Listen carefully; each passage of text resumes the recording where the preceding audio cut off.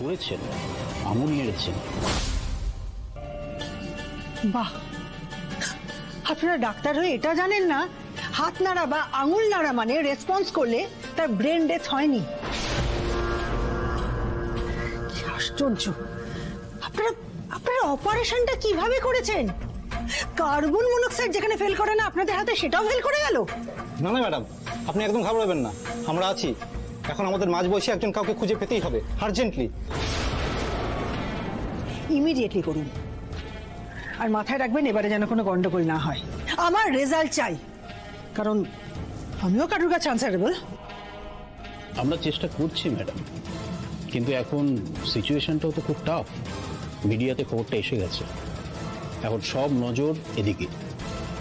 এর মধ্যে যদি আরও একজন কোমায় চলে যায় তাহলে কিন্তু ম্যাডাম আমরা সবাই বিপদে পড়ে যাব। কেন কেন কেন কেন এর মধ্যে মিডিয়া কোত্থেকে আসছে?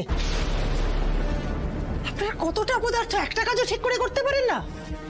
শহর জুড়ে কত নার্সিং হোমে, কত ওডিতে কতগুলো অপারেশন ফেলিওর করছে, কটা খবর মিডিয়া যাচ্ছে। খবর যাই হোক ম্যাডাম, আমরা কিন্তু থেমে থাকিনি।